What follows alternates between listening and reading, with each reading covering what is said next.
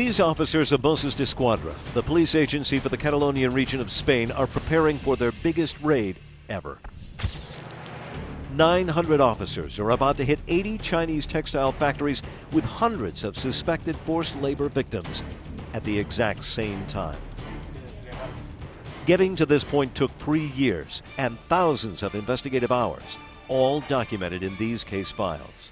Why operation started because 2 Chinese citizens who had long been subjected to labor exploitation in sweatshops decided that their life situation had reached such an extreme point they had to leave and showed up in the police station to file a complaint.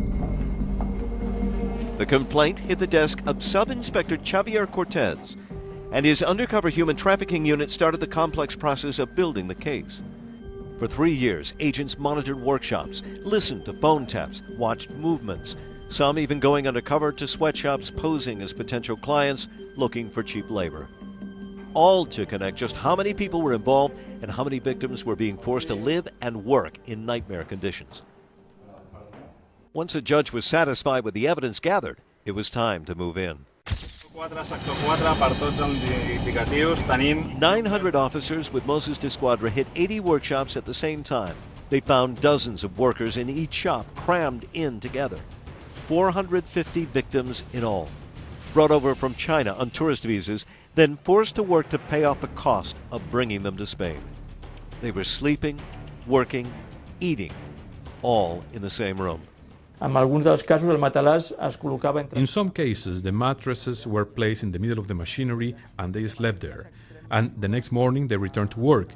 And in some extreme habitats, they are shaped as if they were bunk beds with a false wall that was behind a cupboard.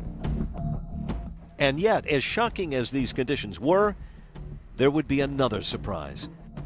Investigators say the clothing labels were of popular brands, not counterfeit, but items found in major department stores throughout Europe and possibly beyond.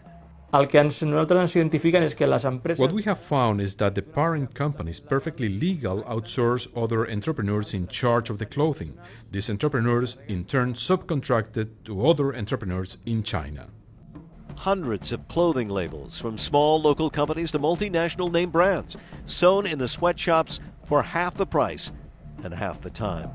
Inspector Cortez says when his agents approached the department stores, they claimed they had no idea this was going on. 150 people were arrested, a raid so successful, the trials are being conducted in 3 parts. First, for those accused of involvement in administrative duties, such as paying bills and renting workshop space.